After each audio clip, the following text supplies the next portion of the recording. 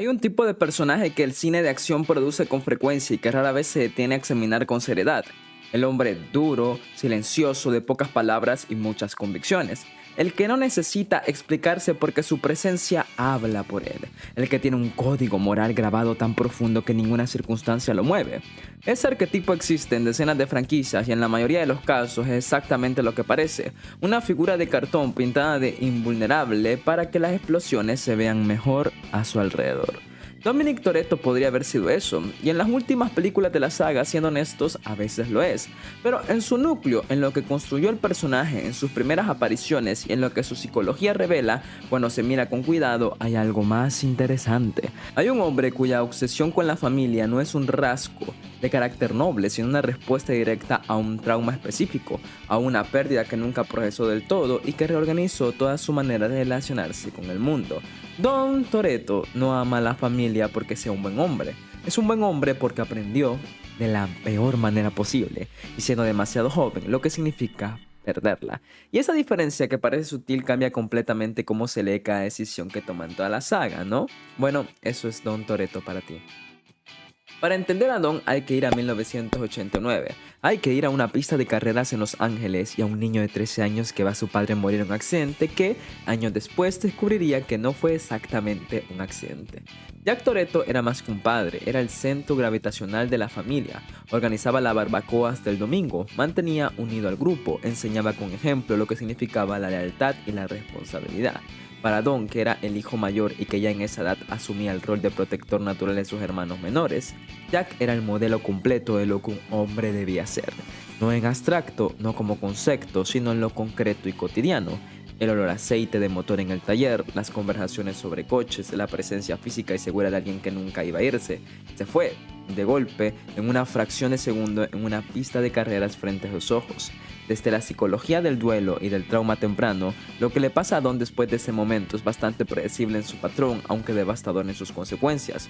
Un adolescente que pierde a su figura paterna principal en un evento violento y repentino no tiene las herramientas para procesar ese dolor de forma saludable. El duelo se convierte en rabia, porque la rabia es más manejable que el vacío, porque la rabia da dirección y la pérdida no la tiene. Don encuentra esa dirección en Kenny Linder, a quien culpa de la muerte de su padre, y lo ataca con una brutalidad que lo lleva a prisión durante 2 años. Ese ataque no es solo violencia, es un niño de 13 años que no sabe llorar y encuentra en la agresión la única forma de hacer algo con un dolor que no cabe dentro de él. Y la prisión, un lugar de procesar ese trauma, simplemente lo interrumpe y lo guarda. Don sale con 16 años, asume la jefatura de la familia porque no hay nadie más y construye alrededor de esa responsabilidad toda su identidad adulta. El resultado es un hombre cuya lealtad a la familia no viene de la plenitud sino de la herida. Don no protege a los suyos porque se siente completo y capaz. Los protege porque sabe lo que pasa cuando esa protección falla. Los protege con la intensidad de alguien que lleva décadas intentando que no vuelva a suceder lo que sucedió cuando tenía 13 años. Esa diferencia entre un hombre que valora a la familia y un hombre que la necesita para funcionar, Don es lo segundo. Esto explica algo que de otra manera parece simplemente un rasgo de personalidad genérico, su obsesión con el código, la lealtad absoluta, la prohibición de dar a la espalda a los tuyos, el sistema de valores rígidos que Don aplica a todos los que entran en su círculo. Ese código no es filosofía, es una estructura de supervivencia. Es la manera en que un hombre que perdió el orden de su mundo muy joven construyó un nuevo con reglas que él controla. Mientras el código se mantenga, mientras nadie lo traicione, mientras la familia permanezca unida, el mundo es predecible, y lo predecible es lo opuesto a esa pista de carreras en 1989. La relación con Brian O'Connor en la primera película es el primer gran test de ese sistema. Brian se infiltra como agente encubierto, gana la confianza de Don, se convierte en parte de la familia, y luego resulta ser exactamente lo que Don más teme, alguien en quien confió que tenía una agenda oculta, una traición dentro del círculo sagrado, y la respuesta de Don es absolutamente coherente con su psicología. No mata a Brian, no lo destruye, lo perdona, porque Brian salvó a Mia, porque al final eligió a la familia por encima de su misión, porque actuó según el código, aunque tarde. Don puede perdonar casi cualquier cosa si al final la persona eligió proteger a los suyos. Lo que no puede perdonar es el abandono sin redención. El caso de su hermano Jacob es el ejemplo más doloroso de esta dinámica. Don exilió a Jacob de la familia durante décadas, creyendo que había saboteado el coche de su padre intencionalmente por motivos egoístas, y vivió esos años con esa certeza como parte de su narrativa de pérdida. No solo perdió a su padre, sino que uno de sus propios hermanos lo traicionó. Cuando finalmente descubre la verdad, que Jacob actuó por orden de su padre para protegerlo a él mismo, toda esa narrativa se colapsa y lo que queda es la imagen de un hombre que pasó décadas odiando a su hermano para lo que en realidad fue un acto de amor, y que exilió a alguien de su familia, que es lo que más valora en el mundo, basándose en una mentira que él mismo eligió creer sin investigar más.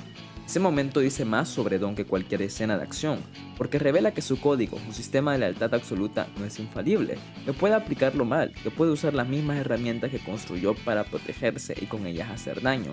La reconciliación con Jacob no es solo un arco de hermanos, es Don confrontando que su manera de procesar el dolor de 1989, con certezas absolutas y lealtades inamovibles, tuvo consecuencias reales en personas reales. La relación con Letty mereció un análisis propio porque es la única relación en toda la saga donde Don permite una vulnerabilidad genuina. Letty no es simplemente su pareja romántica, es la persona con quien Don no tiene que mantener la performance de invulnerabilidad. Con su familia y su equipo, Don siempre es el líder, el más fuerte, el que tiene las respuestas. Con Letty, desde que eran adolescentes, hay algo diferente, una igualdad que él no permite con nadie más. Cuando Letty muere o cuando Don cree que muere, la respuesta es significativa. No colapsa en público, no muestra el dolor de la manera en que otra persona lo haría. En cambio, regresa a la estructura que conoce, una misión, un objetivo: vengarla. Convierte el duelo en propósito porque es lo único que sabe hacer con el dolor. La diferencia con lo que hizo a los 13 años es que ahora tiene más control sobre la rabia. La dirige a un lugar en lugar de dejar que la ira lo dirige a él. Eso es crecimiento real, aunque incompleto.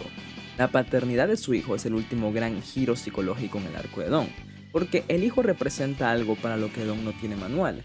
No es proteger a alguien que eligió estar en su equipo, no es defender a alguien que decidió entrar en su mundo, es una responsabilidad total hacia alguien que eligió nada, que simplemente existe y depende de él, y eso activa en Don una versión amplificada de todo lo que ya era, el protector al máximo, el hombre que haría cualquier cosa para que su hijo no experimente lo que él experimentó a los 13 años.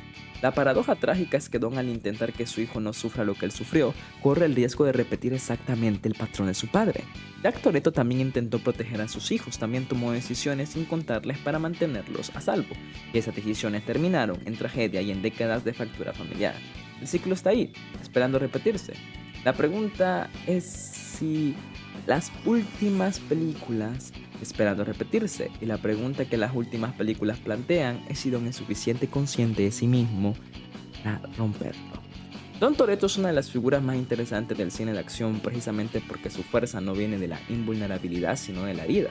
Es un hombre que a los 13 años aprendió que el mundo puede quitarte lo más importante en un segundo y que pasó el resto de su vida construyendo sistemas, códigos, lealtades y familias enteras para que eso no volviera a pasarle. ¿Funcionó? Parcialmente. Don es alguien que logró convertir su trauma en propósito, que construyó algo real y significativo a partir del dolor. Eso no es poco, pero también es alguien cuyo sistema tiene grietas, cuyas certezas absolutas le han costado relaciones que importaban, cuya manera de procesar el duelo sigue siendo más parecida a la de ese adolescente rabioso que a la de un hombre que ha trabajado sus heridas de verdad. La familia para Don no es solo un valor, es la respuesta a una pregunta que nunca terminó de hacerse. ¿Qué hubiera pasado si no la hubiera perdido? Mientras esa pregunta sigue sin responderse, Don seguirá construyendo, protegiendo y viviendo su vida a un cuarto de milla a la vez. Porque mirar más allá todavía duele demasiado, ¿no? Bueno, eso es Don para ti. Si Dios así lo desea, nos veremos en un próximo video. Y si no, pues no. Bye.